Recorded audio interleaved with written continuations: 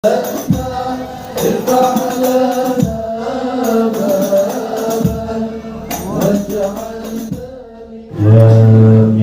شاملا من خيرات الدنيا والآخرة على ما نوى به سلفنا الصالحون في هذه المناسبة، ونستحضر أرواحهم الطاهرة الزكية في هذه الليلة المباركة في هذا المجلس الشريف وفي هذا المعهد المبارك، خصوصا أولياء هذه البلدة مشايخ هذه الجهة بعقلهم على الله وأسرارهم عند الله على هذه النية، وإلى حضرة النبي محمد صلى الله عليه وسلم بسر الفاتحة.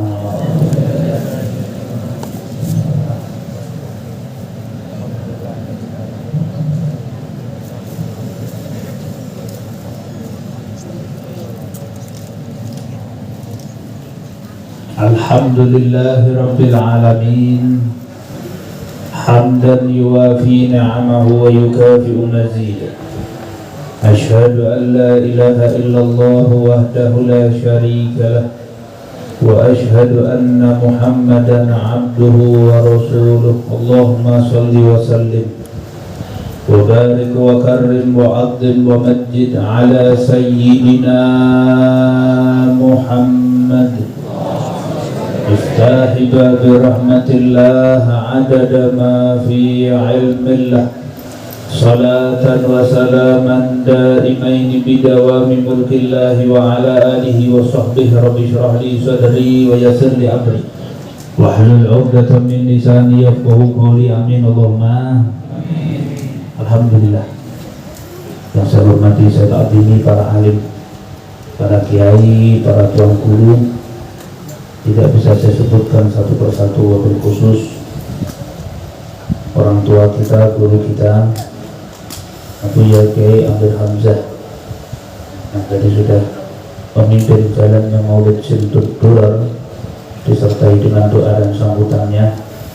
Tidak lain berkumpul kita di sini juga dengan para alim ulama yang lainnya pula, wabil khusus Kiai Sanusi, Kiai Ahmad Dimyati sebagai ketua MUI, begitu pula pengasuh atau pembina Yayasan Darul Fattah Kiai Muhammad Khairul Watan Al-Banjari, dan semua yang hadir acara malam hari ini. Panitia tidak bisa saya sebutkan satu persatu, mudah-mudahan barokah insyaallah.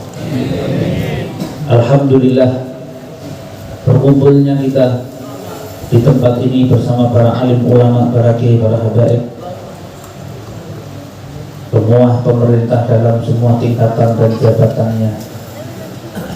Tentunya saya yakin kita hadir ke tempat ini, kita niati bareng-bareng, kita cari barokah. Kita hadir ke tempat ini, kita niati bareng-bareng bahwa kita menginginkan bukan cuma sekedar hadir, tapi barokah yang kita rasakan ini nanti akan meluas kepada anak kita, keluarga kita, istri kita, semuanya insya Allah. Dan yang paling penting ini di malam yang sangat mulia, malam yang sangat istimewa, malam yang dimana kita tahu dengan barokah Sayyidina Muhammad Sallallahu Alaihi Wasallam kita bisa merasakan kenikmatan malam hari ini, dan semua yang ada di bumi ini beserta isinya tidak lain adalah barokahnya Sayyidina Muhammad. Termasuk kita bisa minum susu, barokahnya Nabi Muhammad. Termasuk kita hadir di tempat ini yang nanti mungkin husnudzan saja keluar nasi kebuli, barokahnya Nabi Muhammad. Ya, kita hadir ke tempat ini semuanya tidak lain karena barokah Nabi Muhammad, maka kita berusaha sebaik mungkin menjadi orang yang dicintai Nabi Muhammad. Malam ini malaikat dari jauh sana lihat ada satu cahaya yang betul-betul berkilauan. Kalau istilahnya dilihat dari Google gitu, kalau kita ini manusia lihatnya dari Google, di zoom sama malaikat. Depok ini, Darul Fattah ini, masukkan, Masya Allah. Ya Allah, ini apa ini kok ada cahaya terang benderang di sini? Malaikat, di situ hambaku laki, perempuan, tua, muda, semuanya hadir malam hari ini. Dari berbagai macam kalangan, rumahnya berbagai macam tempat, berbagai macam daerah. Warna kulitnya pun juga bermacam-macam. Sawo mateng, sawo busuk, Masya Allah. Ada yang putih, ada yang kuning, ada yang komplit, Masya Allah. Ya, ada yang mancung ke depan, mancung ke belakang.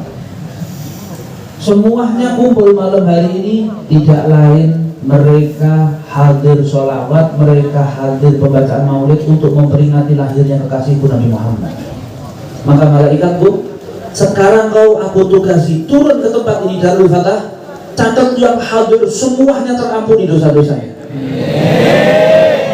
Pelan-pelan Pak Syukur, belum selesai nih, jangan keburu aminnya.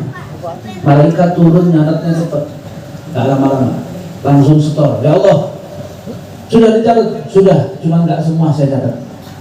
Loh, kenapa? Yang saya catat yang di atas panggung itu. Loh, kenapa kok udah dicatat semua? Ya Allah, 96,7% yang hadir kepengen kebuli.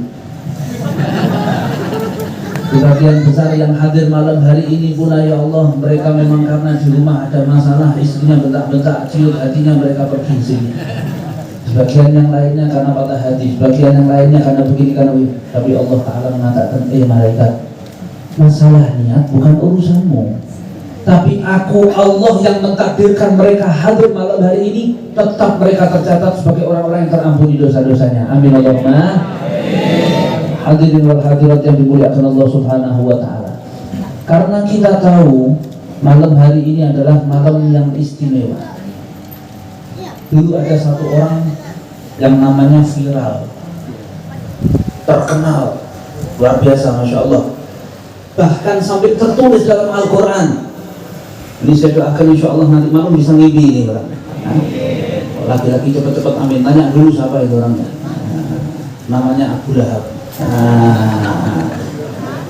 Rasain sudah ngomong amin dulu ya. Kabul gitu. Kalau paling horor berarti. Namanya Abu Lahab. Tabbat yada Abi Lahabi.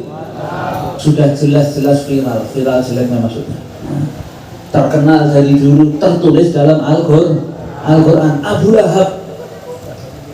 Abu Lahab ini satu kali waktu ada seorang sahabat dalam satu riwayat. Orang sahabat ini mimpi ketemu sama Abu Lahab.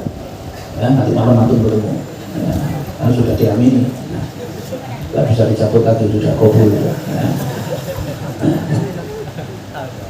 Subhanallah. Satu sahabat ini mimpi ketemu Abu Lahab.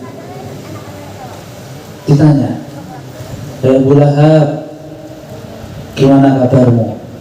Piye kabare? Dijawab sama Abu Lahab, saya tiap hari disiksa di kubur. Tanah itu menghimpit saya sampai tulang rusuk saya hancur, disiksa lagi saya, habis bersih. Tapi khusus hari Senin, malaikat yang tugas nyiksa saya libur, istirahat. Jadi kalau dalam bahasa Jerman, setiap hari Minggu dalam bahasa Jerman, malaikat yang tugas mukuli Abu Lahab ini ngomongnya begini, besok pray. Nah, bahasa Jermannya begitu berarti. Tidak mukuli Abu Lahab. Kenapa? Dalam sejarah kita tahu hubungan kekerabatan Abu Lahab dengan Nabi. Sayyid Abdullah ini abahnya Rasulullah, adik kandung Abu Lahab. Kita tahu itu, adik kandung Abu Lahab. Ketika Sayyidatuna Aminah begitu ditentukan sama Allah Subhanahu wa Ta'ala, pindah cahaya ini ke rahim beliau, rahimnya Sayyidah Aminah, maka subhanallah Sayyid Abdullah wafat. Maka Rasulullah yatim dalam kandungan.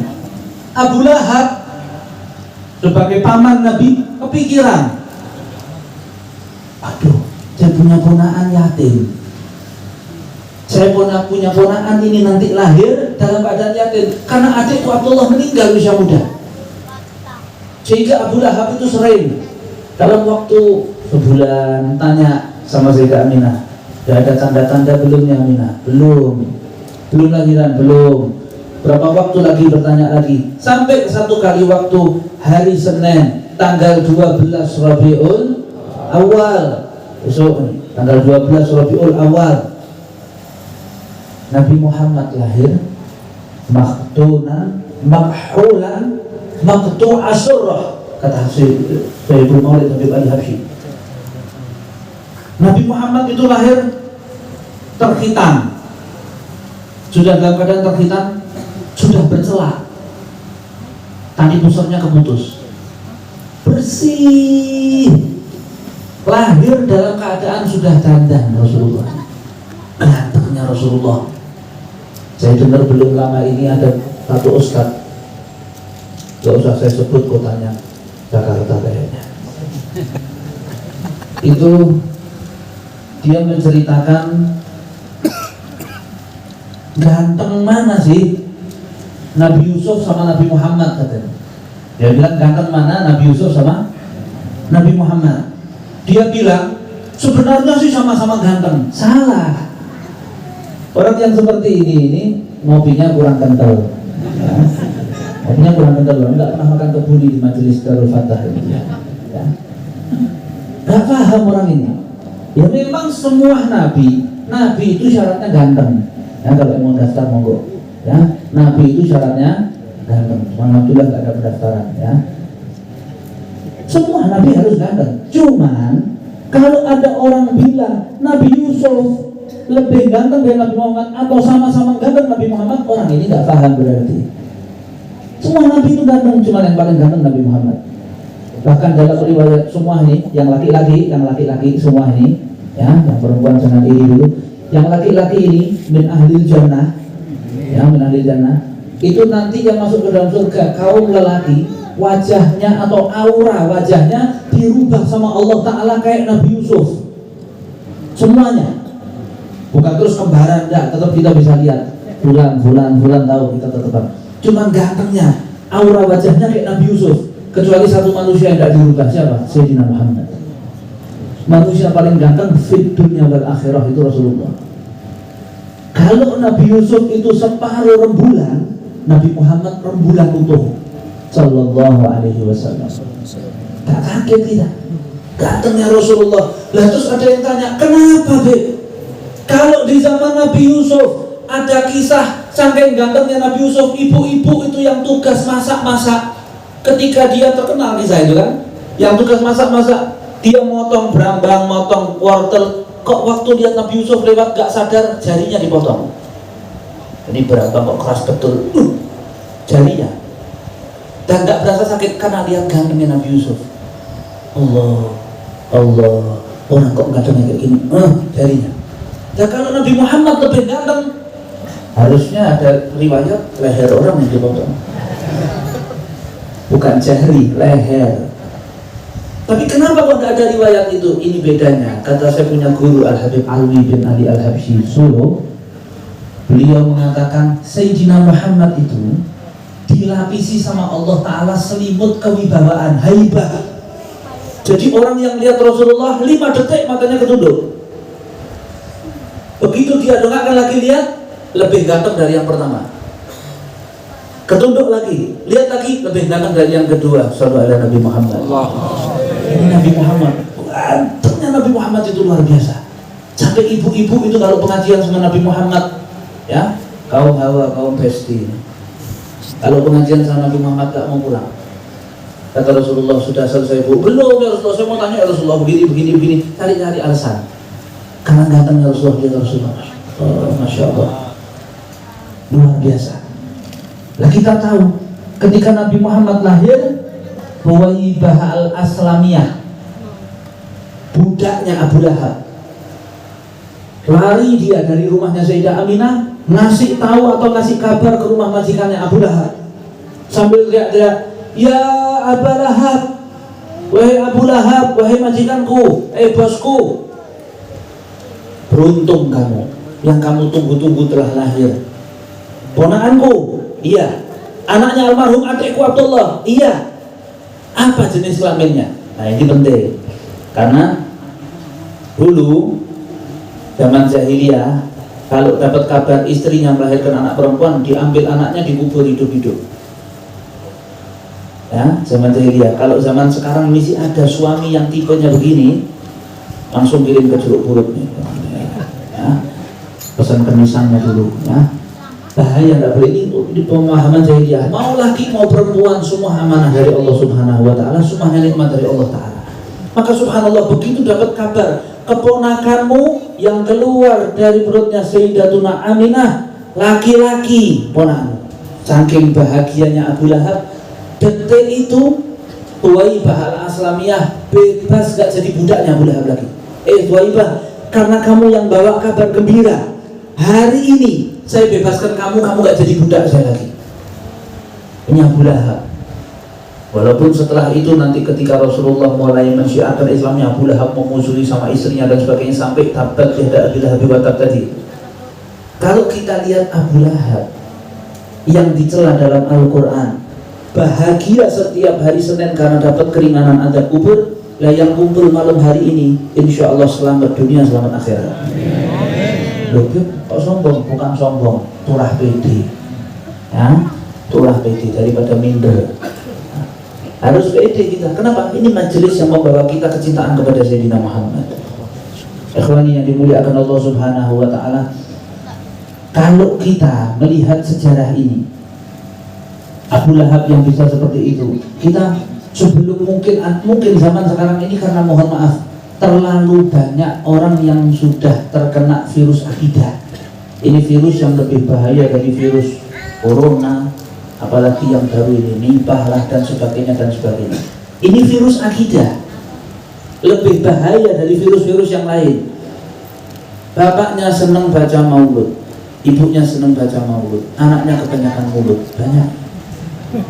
Ini zamannya. Bapaknya senang ziarah, ibunya senang ziarah makam para aulia, anaknya mengejek perilaku atau amaliyah bapak ibunya. Katanya bapak ibunya penyembah kubur lah, bapak ibunya beginilah, bapak ibunya beginilah, pelaku syirik lah dan sebagainya. Ini satu rumah ini. Ini zamannya sekarang. Kenapa? Sudah gak ikuti jalan orang tuanya, gak ikut thariqah orang tuanya, gak ikut manhaj orang tuanya, sehingga ada asatidz siapapun yang berbicara, dia ketika buka YouTube-nya, ketika dia buka medsosnya, kemudian dia lihat, dia tertarik, dia asyik, terpengaruh akidah, terpengaruh akidahnya. Dia bawa dalil begini, dia sehingga menurut dia, masuk akal ini. Oh ternyata selama ini saya melakukan kemaksiatan. Oh ternyata selama ini saya begini. Ini bahaya. Kenapa kok sekarang kita supaya kita lebih mantap aja? Kenapa kita hadir begini? Kenapa kita hadir majelis maulid? Kenapa kita merayakan hari kelahiran Nabi Muhammad? Kata Al-Habib Umar bin Hafid, tidak ada yang lebih berhak dirayakan terkecuali perayaannya Nabi Muhammad. Tidak ada yang lebih berhak diselamati, tidak ada yang lebih berhak dirayakan terkecuali hari lahir Nabi Muhammad. Tidak ada yang lebih berhak daripada Nabi Muhammad. Buktinya anak lahir saja kita senang, Mbak. Ulang tahun senang. Ya, hari pernikahan bahagia. Nanti diperingati setiap tahun, masya Allah. Jangankan yang sudah menikah, anak SD pacaran, anniversary 5 bulan, tiup kompornya, masya Allah. Ini bayangkan coba, mana SD aja, ya memperingati lah, masa kita kalah sama mereka? Ya apalagi yang muda-muda ini, ya yang muda-muda ini. Kalau misalkan saat ini malam hari ini Anda pasang status pengajian, besok libur, besok pasang status, terus nanti dikomen sama temannya, tiap hari pengajian, hari libur pengajian, malam minggu pengajian, apa nggak punya pacar? Ya. Maka jawab yang tegas, lah kamu keluar kok cuma malam tanggal merah aja, kiri. Jangan takut. Kenapa kita hadir begini? Karena kita kepingin barokah. Kita ingin barokah, kita kepingin. Coba bayangkan, saya mau bertanya, misal ada suami istri, mohon maaf, misal ada suami istri yang sama Allah Subhanahu wa ta'ala belasan tahun belum dikasih momongan, tiba-tiba dia hamil, kira-kira bahagia nggak?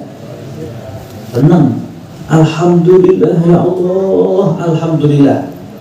Kalau orang sekarang kan terus alat tes kehamilannya itu difoto, dipajang status positif, pasti saking bahagianya, senang pasti, nggak mungkin enggak. Dalam posisi seperti itu kadang orang itu ngalami masa nyidam, pengen ini, kadang makan apa sedikit muntah, dikasih ini nggak bisa, dikasih itu nggak bisa, susah.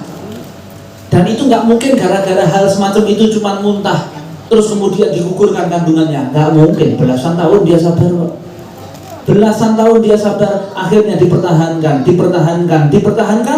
sampai kemudian waktunya dia dekat mau melahirkan dengan semua perjuangannya. Bahkan ada yang ngidamnya, Masya Allah, kalau lihat suaminya mau muntah. Wah, ini lebih parah lagi kalau ini. Suaminya sabar, tidur di teras, tidur di, Masya Allah. Saking apa ini?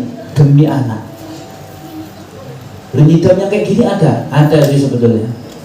Ya pokok nyidam itu, kalau selama nyidam itu normal nggak apa-apa. Kalau nyidamnya nggak normal jangan dituruti. Nyidam normal itu tengah malam, jam 1 malam kepengen makan pecel, itu normal. Kalau yang nggak normal itu jangan dituruti. Contohnya posisi hamil terus istrinya bilang, Mas, kok saya kepengen beli kalung ya. Nah, ini kok bayinya kepengen beli anting ya. Itu nggak normal, jangan dituruti. Prinsipnya cuma satu kalau kayak gitu, diam adalah emas. Kalau istri minta emas, kita diam saja. Nah, alhamdulillah. Salli wa sallim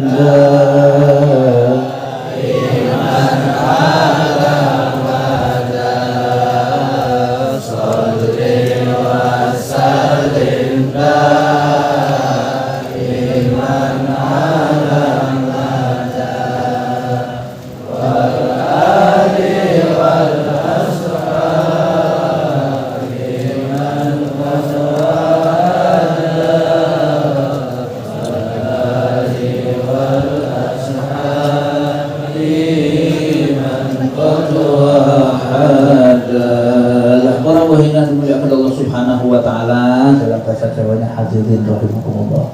Ya, kita melihat dengan posisi orang yang seperti itu saja bertahan karena demi anak. Sampai 9 bulan dekat waktunya lahiran, perjuangannya ibu. Dia sampai mengatakan, ya Allah, rasanya mau mati. Ma bainal hayah wal maut, antara hidup dan mati. Dia sampai bilang sama suaminya, enggak kuat Mas, mau lahir kok sakit betul. Saya nggak tahu umur saya masih panjang apa enggak ini setelah lahiran. Subhanallah. Sampai kemudian masuk ke ruang persalinan, nafasnya sudah mulai ngos-ngosan. Dikasih aba-aba sama suster sama dokter, ayo tarik nafas, tahan 45 menit. Mati enggak kuat ya. Sampai akhirnya bersin, hajit, keluar anak. Yang ditunggu belasan tahun ini tadi barokahnya bersin, jadi keluar. Hitam, sipit, pesek, berindil. Tahu berindil tak? Keriting. Hitam, sipit, pesek, hitam. Dokternya kemudian memberikan, ini hari anaknya, alhamdulillah sehat, selamat, ibunya juga sehat. Hitam, sipit, pesek, keriting. Ibunya ngomong apa? Masya Allah, ganteng betul sebenarnya. Dokternya sama batin, ya Allah, ini matanya kenapa orang ini ya. Karena atas kelahiran anaknya dia bahagia. Panggil suaminya yang sudah sadar tidur tadi di teras tadi 9 bulan ya. Masya Allah, Mas, lihat anak kita mirip siapa ini Mas? Mirip dokternya, dan mirip saya. Lihat coba, lihat, walaupun seperti apapun orang tua itu, dia akan bahagia atas kelahiran anaknya. Bagaimana dengan kelahiran Nabi Muhammad? Wajib, lebih wajib, aujab, wa ahsan, wa atam, wa afdal. lebih afdal, lebih wajib, lebih berhak kita berbahagia atas kelahiran Nabi Muhammad. Malam hari ini berbahagia kurang apa kita? Allah Subhanahu wa ta'ala ini memberikan kenikmatan kepada kita. Akhir zaman ini yang paling nikmat siapa? Kalau buat saya akhir zaman yang paling nikmat ini adalah kita masih digolongkan sama Allah Ta'ala di dalam akidah Ahlus Sunnah wal Jamaah. Jangan sampai kita keluar dari majelis ini. Maulana Habib Lutfi pernah ngomong sama saya, Muhammad, hidup di zaman ini, akhir zaman ini paling enak satu Muhammad. Apa bah? Allahumma dablek. Gimana? Ya udah, orang tua kita baca maulid, kita baca maulid. Kita diajak sana, diajak sini, jangan berubah, tetap ikut jalannya orang-orang tua kita, ikut kita hadir. Al Habib Ani Solo tulis di atas kamar tamu, Walladzina amanu wattaba'athum dzurriyyatuhum biimanin alhaqna bihim dzurriyyatahum wa ma alatnahum min amalihim min syai'. Orang-orang yang beriman, orang-orang yang bertakwa, yang anak cucunya, dzurriyyahnya ikut dalam satu jalur rel keimanan yang sama dengan orang tuanya, derajatnya akan disusulkan sama orang tuanya. Walaupun kita ini belum punya amalan seperti beliau-beliau, kita belum punya amalan seperti Al Habib Anis, kita belum punya amalan seperti Syaibul Maulid, Simtud Durar, belum punya kita amalan sholat sunnahnya, baca Qur'annya, zikirnya, tapi paling tidak kita ada di dalam jalur mereka, ada di dalam wadah mereka. Maka ini sudah satu kebahagiaan yang luar biasa buat kita. Kita akan disusulkan insya Allah, ya, masuk anak cucu kita insya Allah. Tapi yang paling penting itu tadi, kita ada di dalam lingkungan Ahlus Sunnah wal Jamaah. Jangan sampai putus, jangan sampai hilang ini.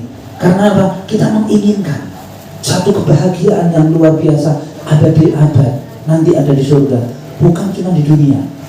Harus cari alasan. Karena semua yang hadir di tempat ini, saya yakin nanti insya Allah di akhirat semua yang hadir ini insya Allah langsung jannah, langsung surga. Kita kepingin itu, dan saya yakin nggak mungkin, nggak ada yang punya cita-cita nanti di akhirat insya Allah ya paling nggak sauna dulu lah di jahanam sebentar, nggak ada ya. Mampir ngopi dulu di jahanam, nggak ada. Semuanya kepingin surga bi ghairi hisab. Rabbana atina fid dunya wa fil akhirati wa qina adza, muda kaya raya, tua foya-foya, mati masuk surga. Enak betul ini. Surga itu ada bayaran. Tiketnya surga itu ada dua.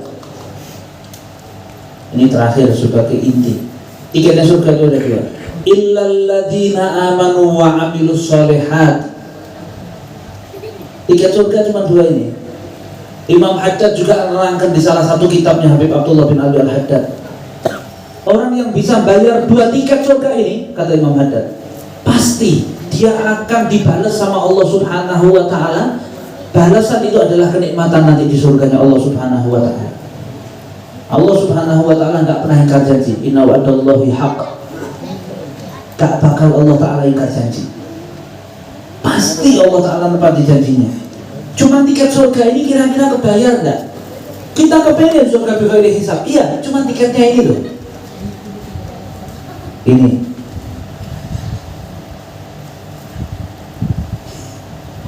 Saya ada beberapa gambaran aja. Saya kalau SIM saya telat, habis SIM saya sudah habis masa berlaku SIM, saya telepon teman dari kepolisian yang ada di Solo, yang tugas di kota saya sendiri, saya telepon, entah itu Polsek, Polres, pokoknya ada di Solo, kontaknya saya telepon. Ini basa-basi saya. Halo mas, wah tumben siang-siang telepon. Iya, kangen saya. Ini basa-basi, kangen saya, betul loh Bib. Iya, longgar nggak waktunya ini? Longgar Bib. Saya traktir ngopi, mau nggak? Yang betul loh Beb. Iya, kapan? Sekarang. Di mana Beb? Itu ada warung kopi di depan kantor Samsat. Oh, mesti SIM-nya habis Beb. Sudah hafal ya. Singkat cerita berangkat kita. Saya lihat antrian panjang betul yang mau bikin SIM.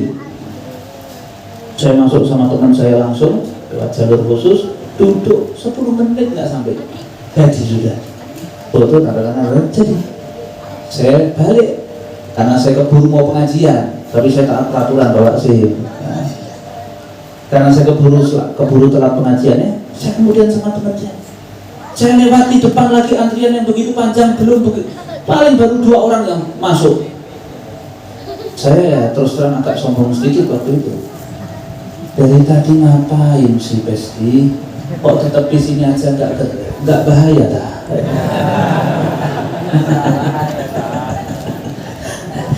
Kata teman saya, Beb, kalau nggak saya temani nggak masuk loh. Saya cuma begitu, ya Allah, subhanallah. Saya cuma urusan kartu SIM, surat izin mengemudi tadi, saya cuma butuh ini. Saya karena pengajian keburu telat, saya telepon teman. Oke, itu contoh 1. Contoh 2, anaknya teman saya selesai wisuda, kopernya ditumpuk, ganti-ganti, bawa sama dia banyak betul. Saya tanya, kamu kemana? Kerja di mana? Jakarta. Loh, sudah daftar satu perusahaan, ada perusahaan yang saya tuju, cuma saya belum daftar. Loh, kalau belum daftar ngapain Pak ganti segini banyaknya? Apa daftar online dulu? Enggak perlu, saya yakin pasti. Loh, kok kamu pede betul? Enggak daftar dulu, belum ada panggilan wawancara, enggak perlu, Beb. Saya yakin pasti keterima. Lah kok bisa begitu? Lah direkturnya kan paman saya. Ya, mulai. Ini saya tadi kan sudah menegaskan, yang hadir ini kan nanti di akhirat kita semua kan kepinginnya langsung surga. Yang saya cuma mau tanya, punya kenalan orang dalam enggak? Itu aja, dipikir sampai mati, itu aja pertanyaannya sebenarnya. Ya, kira-kira punya kenalan orang dalam apa enggak? Illal ladzina amanu wa amilus, iman sama amal soleh. Imannya bisa dibanggain enggak? Nggak bisa dibanggain imamnya. Amal solehnya bisa dibanggain nggak? Coba kita lihat. Saya nggak usah bahas semua. Amal soleh itu ada 2, 1 wajib, 1 sunnah. Yang wajib sholat 5 waktu. Bisa nggak dibanggain di sholat 5 waktu? Oke lah, insya Allah. Ya walaupun mungkin kadang-kadang habis majelisan gini lanjut ngopi, ngobrol, duhanya pakai mulut, masya Allah. Jadi syukur jadi bilangan. Ini misal 5 waktu, oke, bagus bisa 5 waktu. Kira-kira khusyuk nggak? Saya dengar Al-Habib Anis, saya dengar sendiri Al-Habib Anis Solo. Beliau bilang apa? Zaman ini adalah nggak ada yang bisa mengatakan bahwa sholat saya telah khusyuk. Padahal kami saksi, saya bolak-balik jadi makmumnya Habib Anis. Gak pernah dengar suaranya Habib Anis, nggak pernah. Di dalam sholat, bahkan beliau tersedak beliau, gak ada suara, apalagi kok garuk-garuk, gak pernah. Orang tenang sholat Habib Anis ini. Radhiyallahu ta'ala anhu akbar. Khusyuk Habib Anis, saking khusyuknya Habib Anis, kita yang makmum yang di belakangnya jadi ikut tenang semua, nyaman, enak, teduh suasana itu. Sholatnya Habib Anis panjang dia enggak, cepet juga enggak, tenang sholatnya. Setelah sholat baca wiridnya, baca dzikirnya, doa bareng-bareng pas. Sholat sunnahnya kita lihat, kita perhatikan, ya Allah enak betul, nyaman betul, enggak kenal itu duhur, enggak kenal itu subuh, enggak kenal itu asar, maghrib, isya, nikmat semua, luar biasa. Coba kita lihat sekarang bagaimana sholat kita. Gak ada khusyuknya. Jangan kok cuma garuk-garuk, jogging ada kok sholat. Allahu Akbar, rokat. Untung gak melindung juga. Bahkan coba ayo jujur-jujuran aja. Kita kalau sholat Jumat, imam Allahu Akbar sholat pertama, belakang yang belakang haji. Kalau kayak grup, itu kalau saut-sautannya pas, intonasinya malah kayak grup atur malah. Masya Allah. Gak ada khusyuknya. Kadang-kadang pas rukuk malah baca merek sarung depannya itu. Kok bisa cerita berpengalaman? Saya pernah didatangi satu orang. Saya kalau hari Jumat itu open tamu-tamu, ada satu orang datang. Tapi saya tadi sholat Jumat itu sebelah saya ada yang aneh. Loh, aneh kenapa mas? Aneh sekali. Iya, anehnya di mana? Tadi itu waktu Jumatan tuh sebelah saya aneh sekali. Iya, kamu Jumatan sebelahmu tahajud atau tarawih? Bukan, Beb. Sama Jumatan. Cuman yang aneh waktu at-tahiyat terakhir tasyahud. Jadinya muter, Beb. Semakin dekat salam semakin keras, Beb. Saya bilang, mas, yang tenang, sabar, ya. Walaupun kamu sama saya sama-sama nggak muter jarinya, tapi kalau cuma muter jari orang gatel di sini jarinya yang gerak, secara fikih nggak batal. Cuman saya nggak mau bahas itunya. Dalam hal ini yang salah Anda. Kok saya Beb yang salah? Kita kan sama-sama nggak muter Beb. Loh iya. Cuman kamu tengah-tengah sholat kok masih sempat lihat jarinya sampaimu. Yang salah siapa ini? Ya, sholatnya nggak khusyuk, nggak tenang. Itu sholat wajib, bayangkan coba, ya. Sholat sunnah, taraweh misalnya. Ini warga Depok dan sekitarnya. Saya nggak pernah Ramadan di luar kota. Saya selalu kalau Ramadan di Solo. Pengajian paling cuma 2 dalam 1 bulan itu saya memang kalau khusus Ramadan saya di rumah nggak mau keluar. Itu saya tanya, ini warga Depok dan sekitarnya. Saya yakin. Walaupun saya nggak pernah sholat taraweh di sini, sholat taraweh. Tapi kalau malam 1 Ramadan, ini ada Pak Ketua MUI juga, masya Allah. Tapi kalau malam 1 Ramadan, masjid musola langgar 1 Depok pasti penuh yang hadir taraweh. Betul nggak? Betul nggak? Nggak usah lama-lama. Berantakan masjid itu sampai tambahan tikar loh itu, kasih tikar bolong sampai belakang masjid ya. Tapi nggak usah lama-lama, seminggu aja, seminggu. Kira-kira tiker, saya tanya tiker loh, bukan orangnya loh. Tikernya masjid masih ada nggak? Ada. Berarti yang digulung manusia. Mulai pindah, tarawehnya pindah. Bahkan kita buka puasa terlalu banyak. Itu kalau pas kita sholat taraweh di tempat yang mungkin masjid itu bacanya dari awal itu, suratnya panjang itu, kita mesti jadi ya Allah, imam kok nggak bijak begini ya Allah. Allah ya karim. Walatolin amin bismillahirrahmanirrahim waqa'atil waqi'ah ya Allah, imam tak tahu perasaan makmum ini, imam apa ini, tarawih kok suratnya panjang, siapa yang milih imam ya Allah. Dan waktu sudah tenang ya, masya Allah. Yang salah kita, yang disalahkan imamnya. Kalau sudah suratnya rakaat pertama bismillahirrahmanirrahim inna a'tainakal kautsar, masya Allah. Ini imam yang ikuti sunnah ini, luar biasa ini imam. Rakaat kedua qul wallahu, ini harus sampai mati jadi imam, kalau perlu dipasung di dalam masjid tak perlu. Astagfirullah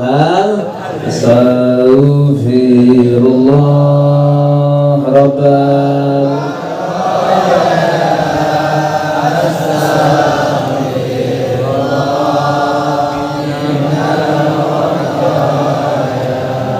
Rabbi zidni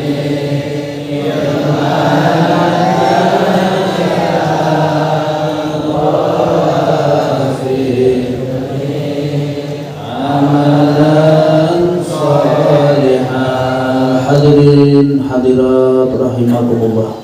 Kita ini ya, karena kita sholat gak bisa dibanggain. Oke, baca Quran. Coba dibaca Quran, sholat lolos sudah, tidak lolos maksudnya ya, maksudnya lolos sudah nggak bakal bisa dibanggain lagi sholatnya. Oke, baca Quran. Kalau misal kita baca Quran, antum baca Quran, sebelahnya handphone, tengah-tengah baca Quran, handphonenya bunyi, kira-kira bacanya lanjut apa berhenti? Wah remuk ini, berhenti. Kalau saya tergantung yang telepon, jadi saya sama ngelirik sedikit gitu lah. Yang telepon malah mau transfer. Shadaqallahul adzim. Yang telepon malah mau nagih. A'udzubillahi minasyaitonir rajim. Gangguan ini, masyaallah. Ini posisi kita. Baca Quran juga gitu. Puasa, saya nggak bahas puasa sunnah Senin Kemis, Ayyamul Bid, sunnah Syawal. Ramadan. Coba puasa Ramadan. Gimana kita puasa Ramadan? Apa kita semangat betul menjalani puasa Ramadan? Bahkan ada yang punya satu prinsip kalau puasa Ramadan, tidurmu adalah ibadah. Mulai habis sahur, sholat dulu tidur. Sholat subuh sudah mulai ngantuk, cepet tidur. Allahumma antas salam was salam. Bangun jam 2 lebih 15 menit siang. Setengah 3 ada. Badannya lega, ya Allah, 5 menit wudhu, sholat duhur dipertahankan jangan sampai batal ini. Habis ini ada asar. Begitu ada asar, sholat asar langsung tidur lagi di atas sajadah. Masya Allah. Adzan maghrib dibanguni sama anaknya sama istrinya. Abah, ayah, dedi, bangun. Ini sudah adzan maghrib. Masih sempat ngomong apa? Masya Allah, puasanya kok nggak berasa.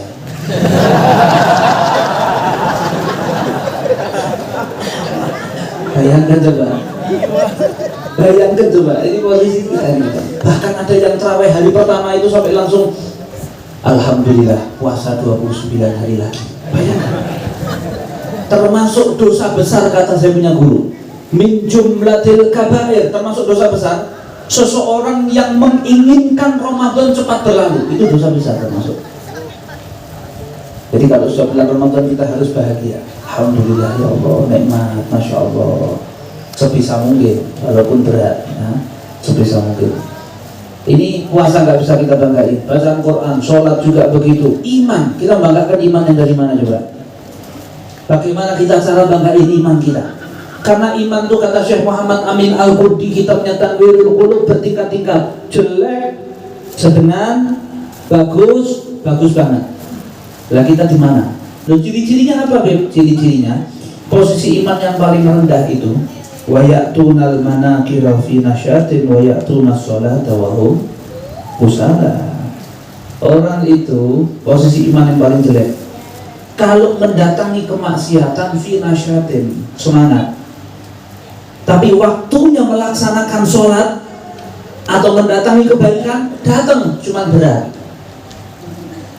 Jadi bukan masalah jumlahnya, datang Masya Allah, sholawatan Insya Allah nggak kalah banyak, maulid ya di Jabodetabek ini Insya Allah nggak kalah banyak dibandingkan sama acara-acara dangdutan, acara-acara konser. Insya Allah lebih banyak yang hadir sholawatan. Kita meyakini itu, tapi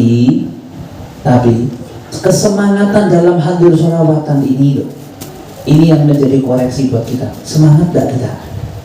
Hadir ini kira-kira kita bagaimana? Karena pengumumannya hadirilah, bukan dengarkanlah, bukan hafalkanlah, enggak, hadirilah. Kalau hadirilah, hadir kita.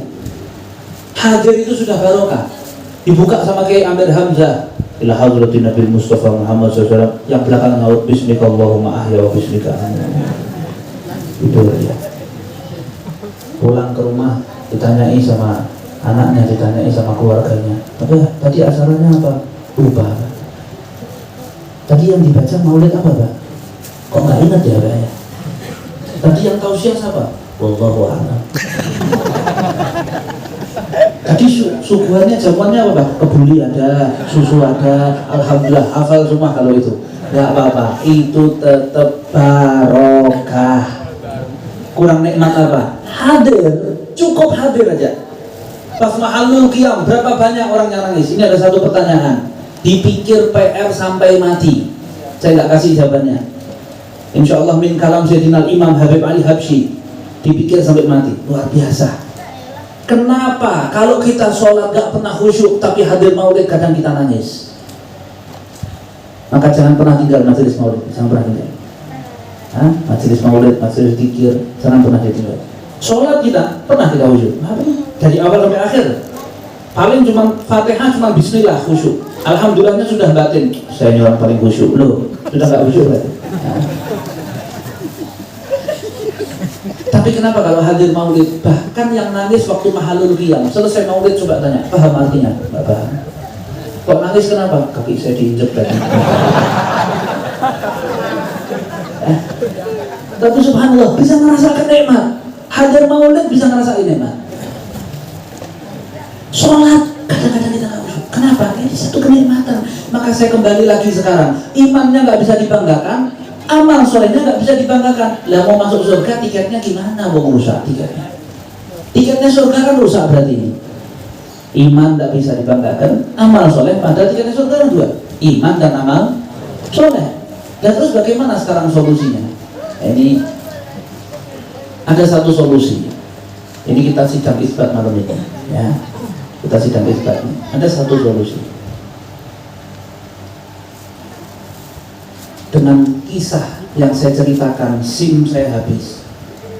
Teman saya tadi waktu anaknya mau masuk, mau melamar satu pekerjaan, dia yakin pasti keterima karena direktur utamanya adalah pamannya. Dan sekarang yang tadi semua jawab, kepengen nanti di akhirat pengen langsung masuk surga. Saya cuma mau tanya, punya kenalan orang dalamnya? Saya cuma tanyanya itu sebetulnya. Harusnya jangan ragu, jawab, punya Beb. Siapa? Dan saya datang oleh Cimpu Durar kok. Saya rutin ikut di Darul Fatah. Saya rutin dibimbing sama Kiai Walton. Hadir oleh Cimpu Durar. Berarti saya punya kenalan orang dalam. Siapa? Habib Ali bin Muhammad Al-Habsyi. Itu orang dalam. Saya kadang ikut baca manaqib. Berarti saya punya kenalan orang dalam. Syekh Abdul Qadir Al. Itu orang dalam. Saya ikut hadir majelis ratib, berarti saya kenal orang dalam. Habib Abdurrahman, Habib Abdurrahman Al-Attas, orang dalam. Habib Abdullah bin Aldi Al-Haddad, orang dalam itu. Kita nggak usah bingung, nggak usah takut. Sampai Imam Haddad ini kabar gembira. Imam Haddad pernah ngomong apa? Ini terjemahnya aja langsung kurang lebih maknanya. Man arafan itu ini. Siapa orang yang baca ratibku, terus kemudian dia lupa, nggak baca lagi. Nanti ditagih utangnya, dia terlibat bingung lagi, lupa baca lagi. Nanti anaknya mau ujian, dia baca lagi ratib. Nanti lupa lagi, kata Imam Haddad. Yang kayak gini nanti di akhirat tetap saya gandeng semua tangannya. Bagaimana yang hadir rutin begini? Ya kita butuhkan tuh ini tadi. Kenalan orang dalam kita ini loh betul. Karena sholat kita nggak bisa banggain, puasa kita nggak bisa banggain, amal soleh iman nggak bisa banggakan, tapi kita membutuhkan yang namanya kenalan orang dalam kita. Ya ini orang-orang yang soleh, orang-orang yang dekat sama Allah Subhanahu Wa Taala. Saya punya kenalan orang dalam, saya ikut dibimbing sama kiai saya, gus-gusnya, para asatid. Kemana? Ziarah ke Kuitang, berarti saya punya kenalan orang dalam. Habib Ali bin Abdurrahman Al-Habsyi Kuitang. Saya punya kenalan orang dalam Keramat Luar Batang. Saya punya kenalan orang dalam Habib Salim bin Jindan, Wajami Ahlitul Bahawi. Orang-orang dalam itu. Kita membutuhkan pertolongan mereka. Dengan mereka ini kita akan sampai kepada Sayyidina Muhammad. Lewat mereka kita bakal sampai kepada Rasulullah. Tapi kalau nggak lewat mereka pintunya susah. Maka kita dibahas sama Habib Ali Habsyi malam hari ini. Nikmat syahdu, Cimpu Durar itu sempurna syahdu. Maka kita berusaha sebaik mungkin menjadi orang yang insya Allah bisa dicintai sama Rasulullah. Lewat apa? Majelis malam hari ini insya Allah. Ikhwani yang dimuliakan Allah Subhanahu Wa Taala, mudah-mudahan ya Arhamar Rahimin, barokah dari majelis maulid malam hari ini Allah Subhanahu Wa Taala panjangkan umur kita, dikasih kesehatan zahiran wa batinan. Semua yang hadir malam hari ini Allah Subhanahu Wa Taala hilangkan kegundahannya dan kesusahannya, hingga Allah Subhanahu Wa Taala jadikan pula semua yang hadir malam hari ini kalau tadi datang bawa penyakit sebelum pulang sehat walafiat. Siapapun yang malam hari ini hadir bawa berbagai macam gundah gulana dalam hatinya, sebelum pulang Allah bahagiakan hatinya insyaallah. Berkah Sayyidina Muhammad, berkah Habibana Ali bin Muhammad Al-Habsyi, Allah Subhanahu Wa Taala jadikan putra putri kita, anak-anak cucu kita insyaallah salihin salihat, abidin abidat, hafidin hafidat, anak-anak min ahlil Quran, min huffadil Quran, min ahlil hadis, min ahlil ilm, wa min ahli akhlaqil mustafawiyah an-nabawiyah. Semua santriwan-santriwati Darul Fatah, mudah-mudahan Allah Subhanahu Wa Taala tetapkan mereka di dalam akidah Ahlus Sunnah wal Jamaah, wahfatna wa iyyahum min syarril aqaid al-fasdah ya Arhamar Rahimin. Mudah-mudahan Allah Subhanahu Wa Taala jadikan pula semua yang hadir di tempat ini sebagaimana sekarang ini kita kumpul bareng-bareng insyaallah kumpulnya depan Ka'bah. Semuanya bisa haji wal umrah, ziarah ke makam Nabi Muhammad di Madinatul Munawwarah, langsung sholawat salam di depan makam Nabi Muhammad. Mudah-mudahan Allah Subhanahu wa taala panjangkan usia orang-orang tua kita yang masih hidup, di antara mereka sehat tamah wal afiyah kamilah zahiran wa batinan fi taatillahi wa rasulih. Mudah-mudahan Allah Subhanahu wa taala jadikan pula semua yang hadir malam hari ini insyaallah enggak akan wafat terkecuali matanya sudah lihat Nabi Muhammad. Walau fil manam, walaupun di dalam mimpi, walau marrah wahidah, walaupun cuma satu kali, wa huwa radin anna Rasulullah ridha sama kita insyaallah. Mudah-mudahan Allah Subhanahu wa taala jadikan keluarga kita semuanya sakinah, mawaddah, warahmah. Tidak diharamkan kita dari barokahnya para aulia wassalihin. Mudah-mudahan Allah Subhanahu wa taala jadikan siapapun yang orang tuanya sudah meninggal dunia, kalau sampai di hari ini Allah azab dan siksa di dalam kuburnya, berkah anak keluarganya, anak cucunya yang hadir maulid malam hari ini berbahagia atas kelahiran Nabi Muhammad. Detik ini juga Allah cabut azabnya insyaallah. Allah ganti ke dalam kuburnya cahaya berkat cahaya Al-Quran, cahaya berkat cahaya sholawat. Allah luaskan kuburnya insyaallah. Allah jadikan kuburnya rawdah min riyadil jinan ya arhamar rahimin wa la hufrah min hufari niran. Mudah-mudahan Allah Subhanahu wa taala jadikan pula semua yang hadir di tempat ini wafatnya husnul khatimah, diwafatkan dalam keadaan iman wal Islam, diwafatkan dalam keadaan guru-gurunya ridho, orang tuanya ridho. Mudah-mudahan Allah Subhanahu wa taala jadikan pula semua yang hadir di tempat ini insyaallah ketika detik di mana Allah takdirkan kita akan wafat setelah usia yang panjang dalam keadaan sehat wal afiat, maka Allah hadirkan Nabi Muhammad jemput roh kita insyaallah. Allah hadirkan para aulia jemput roh kita insyaallah. Semua yang berkecimpung, semua yang ikut andil dalam majelis malam hari ini demi untuk membahagiakan Nabi Muhammad. Mudah-mudahan Allah Subhanahu wa taala bahagiakan kita di dunia wal akhirah. Barokah Nabi Muhammad Allah Subhanahu wa taala kabulkan hajat kita insyaallah. Mudah-mudahan Allah taala jadikan yang terakhir kali keluar dari lisan kita ketika ajal menjemput adalah kalimat la ilaha illallah. Semua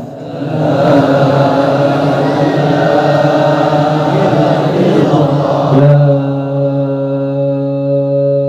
ilaha illallah.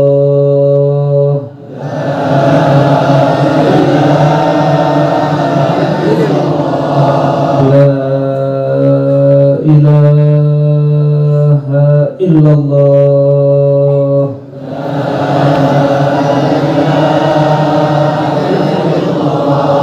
Muhammadur Rasulullah sallallahu alaihi wasallam. Amin alaihi wa midrumin wa alaihi wa sallam fa alaihi wa sallam. Illa man atallahu bi qalbin salim haqqi rabbana atina fid dunya hasanah fil akhirati hasanah wa qina adzabannar. Sallallahu alaihi wasallam Muhammad wa ala alihi wa sallam. Alhamdulillahi rabbil alamin. Al-Fatihah.